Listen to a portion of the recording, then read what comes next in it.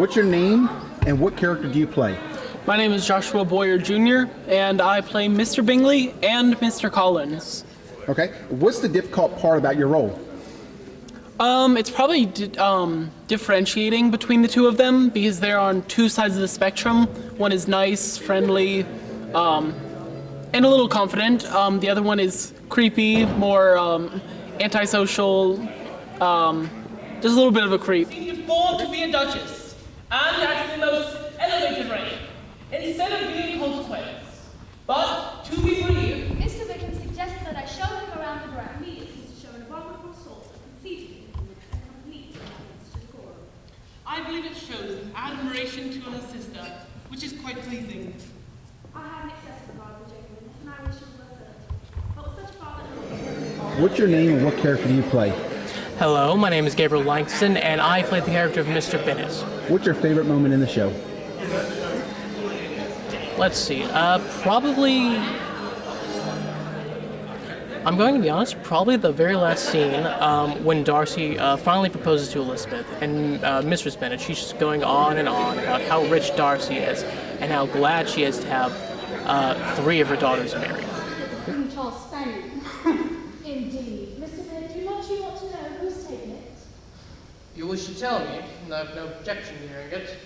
Mistress Long says that Netherfield was taken by a young man of a large fortune.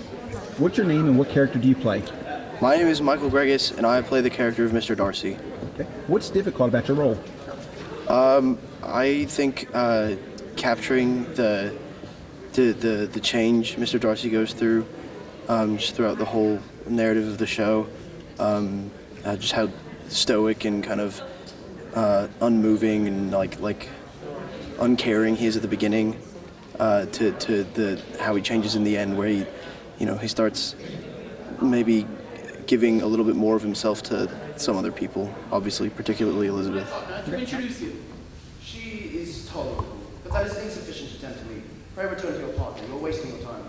My dear Mr. Bennet, we have a most excellent ball. Jane is so admired. All right. What's your name and what character do you play? My name is Sophia Estes, and I play Lydia Bennett. Okay. What's so difficult about the role? She's very immature. Okay. When you say immature, what are things you have to do that makes it feel immature? Twirl around in front of people and say like random things. Okay. He doesn't speak much unless Monkey's intimate acquaintance. He races the ball and idle chatter.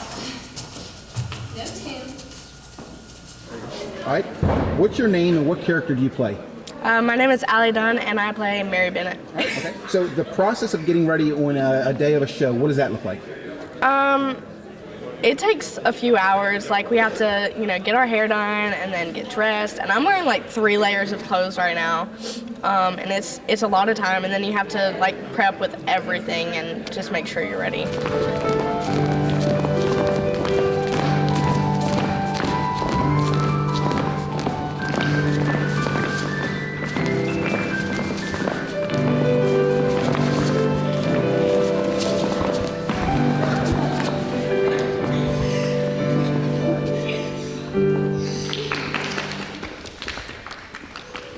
What's your name and what character do you play? My name is Soraya Hathaway, and I play Mrs. Bennett. Right. What's difficult about the role you do play?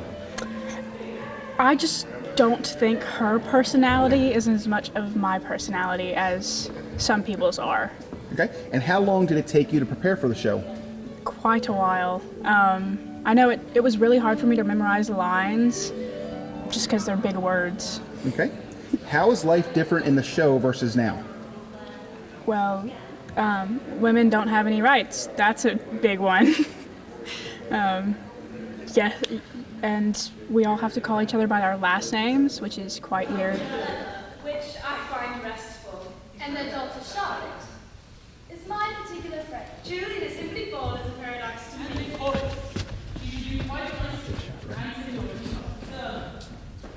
Jane! Sir, as to my younger daughters, I cannot take it upon myself to say, but I know of no predispositions. Concerning my eldest daughter, Jane. What's your name and what character do you play? My name is Ella Daniel, and I play Jane Bennett. Okay. What's difficult about your role? What is difficult about my role is that Jane is a really confident character, and also she is like kind of motherly to all her sisters, and it was kind of hard to dive into that because I'm a younger sister, and just to put on that confidence was pretty hard for me. Oh, my dear, tolerably tall. You are a great deal too apt to like people in general. You never see a fault in anybody.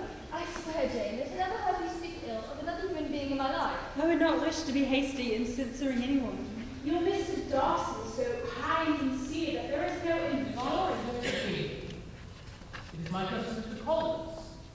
For as soon as I am dead and gone, you will allow us to pleases. But why, Papa? It is the intel kitty. The intel of which I offer. What's your name and what character do you play? I am Annika Rayberg and I play Kitty Bennett. Okay. On the day of the show, what's your process of getting ready? My process of getting ready is I listen to the character playlist that I have for my character, and that kind of just puts me in the mindset of what Kitty Bennett wants. And I put on everything that I need to. My mom curls my hair for me, which really calms me down. And then I put on makeup and I get somebody to zip me up.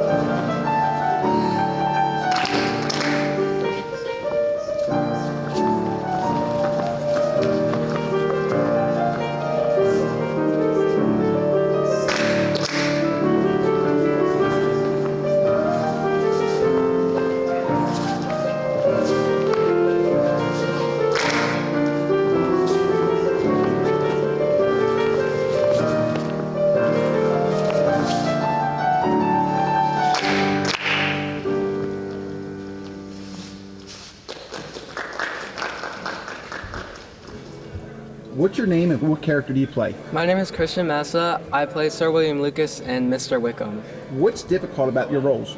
For Sir William Lucas, it's probably like, I get kind of nervous like being like super like out and about, which is kind of dumb because I think I'm like a kind of energetic person, but I think it's like breaking through a wall and like, I don't know, performing to people. And then for Mr. Wickham, I'd say challenges, he's like a very much like playboy, like, I don't know, he's like a cool, confident guy, and like, I am very much not. How long has she been such a favorite? And pray, what am I to wish you for? I expected as much. A lady's imagination is very rapid.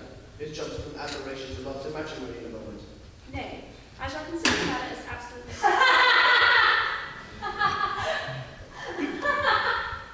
Indeed! You're a scandal and a rogue, Sir William. You make me laugh. You have a charming mother. Please excuse my temerity in accepting your sister's kind invitation, which calls for me coming alacrity. It is a great kindness to seek that.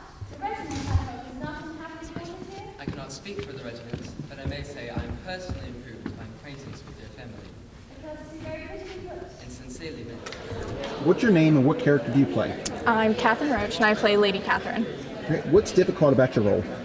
I would say probably Lady Catherine has like an air of elegance and maturity to her. And not that I don't, but she's just like at a lot higher level, so.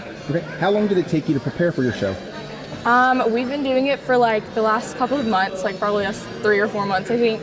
Just like blocking everything and memorizing lines and all that. And what's your favorite moment in the show?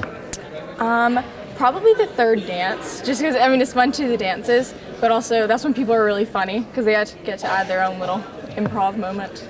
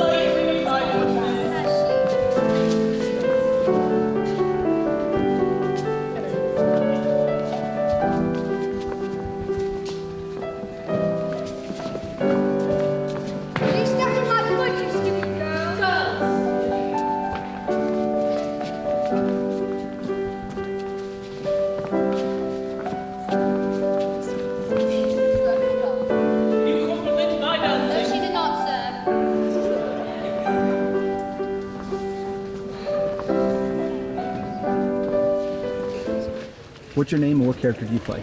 My name is Scout Holt, and I play the character of Charlotte Lucas. And what's the process on the show day of getting ready? Hair, makeup, eating a good meal, drinking lots of water, and I always drink a cup of hot tea. And yeah, that's it. Okay, and if you could choose one other character to play, who would it be and why? Probably Lady Catherine. I think that it would be a lot of fun to be able to embrace someone of almost royalty, I guess, and be able to like be above everybody else. I think that would be a lot of fun.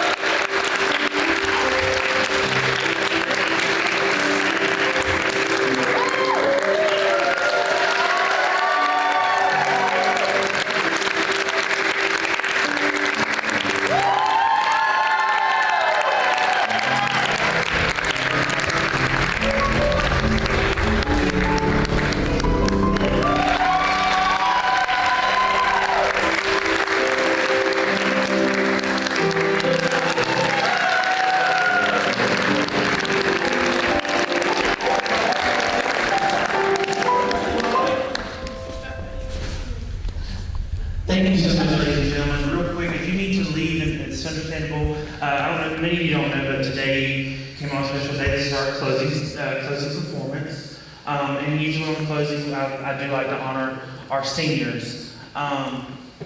So y'all all take a big step back. If you need to get up and leave, it's totally fine, understandable. So when I call you in, please step forward. Susie Peters.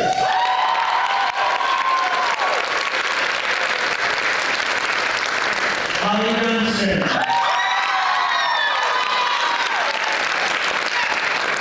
Christian Isa. Gabriel Langston.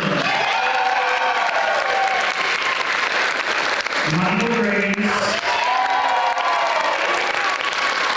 And Joshua Boyd.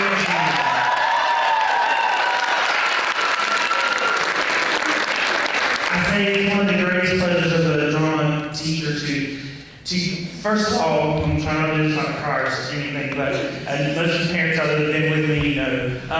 But being able to watch them grow up and see them grow in their craft, grow in their acting skills, just remembering back that most of them, a couple of them started with Sound of Music, some of them with Into the Woods, some of us, maybe it was Mary Poppins.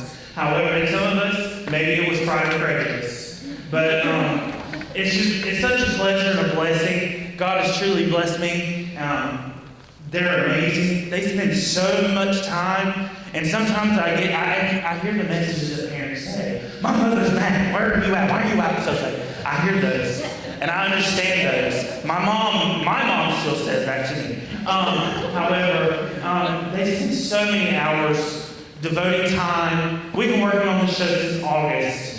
And due to COVID, we've had pushback after pushback. It was originally supposed to be in November. It was supposed to be in my classroom. They had a week, not even a whole week, to practice on this stage.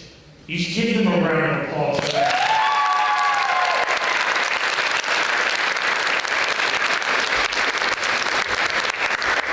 And I pride myself on the fact that my kids, or my students, my family, we do an exceptional job. Y'all are exceptional. I'm proud of you. Yes, please.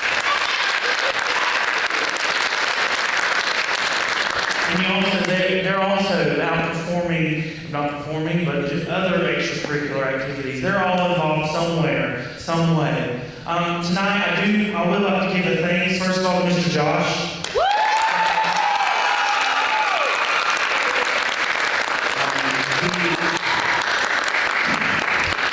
God has blessed me with a great friend and brother. I need to give it up for our stage manager, Mr. Caleb Harrington.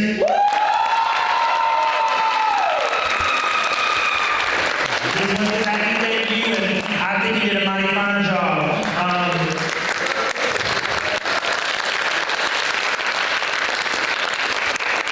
He's not here now, but I do wish Mr. Jim Howard was with us. He was in our show, but due to sickness was unable to join us this weekend. Our next performance, we're going to be doing Rodgers and Hammerstein's Cinderella. So please make plans. The schedule's on the back of your program. Again, ladies and gentlemen, thank you so much. Be careful out there. It's mighty windy. And before you leave, I have one quote I'd like to leave my seniors with, even though I'm going to see you for the next 4 months.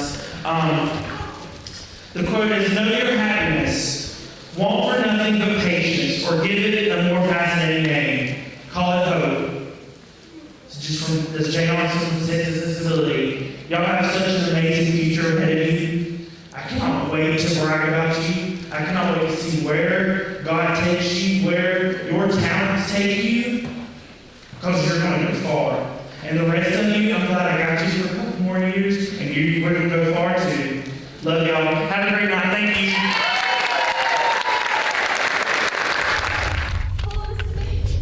I speak only as an observer. Back at home, Mr. Bingley and his sister came to give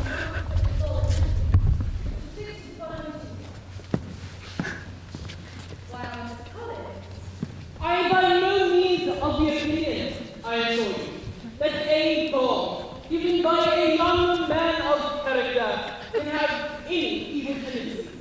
And I am so far from objecting to that truth that I solicit the first 2 dances with you. such as vanity and pride. Yes, vanity is a weakness indeed, but pride, where there is a real superiority of mind, pride will always be under good regulation. I have my faults, but they are not, I hope, of understanding. My temper I dare not doubt. It is too little yielding and perhaps resentful. My good opinion once lost is lost forever. That is a failing indeed. You have chosen your fault well. I really cannot laugh at it. You are safe from me. There is, I believe, in every disposition, a tendency to a particular evil, a natural defect which even the best education cannot overcome. And your defect is a propensity to hate everybody. And yours is willfully to misunderstand me.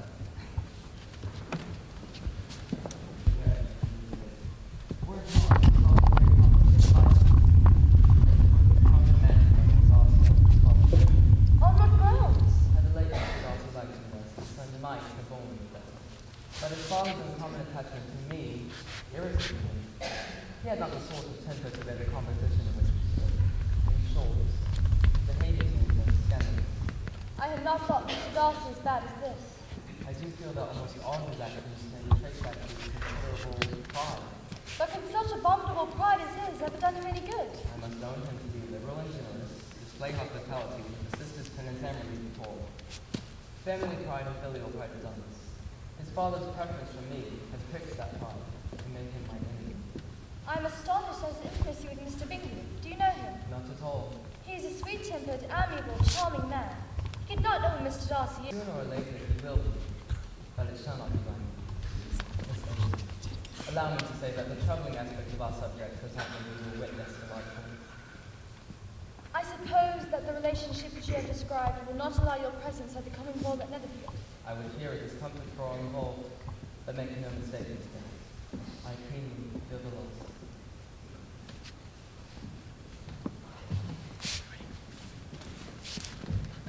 Well, whatever he said was well said. Whatever he did was done gracefully. But dear sister, I am all astonishment and concern. I know not how to believe that Mr. Darcy would be so unworthy of Mr. Bingley's regard.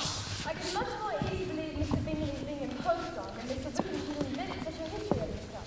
But it's so distressing. One does not know what she is. I beg your pardon. One knows exactly.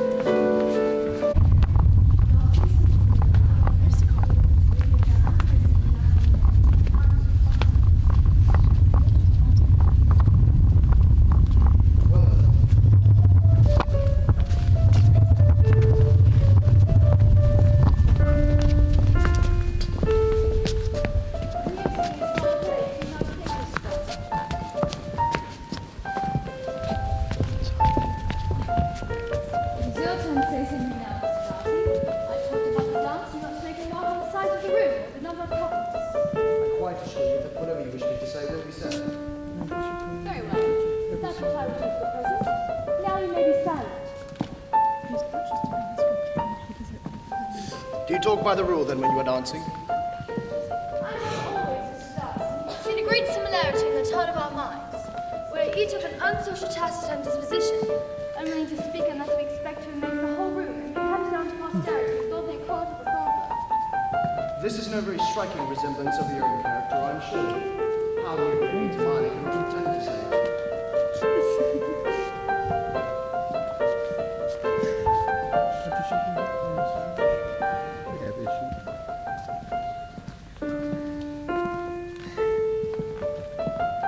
I have recently had the pleasure of forming an acquaintance with a childhood friend of yours, Mr. Wickham. Mr. Wickham is blessed with such happy manners as may ensure. Perfectly well behaved, polite, and unassuming. There is something a little aloof in him. To be sure, he is not handsome, but his speech is perfectly good. How can you tell us he is so disagreeable?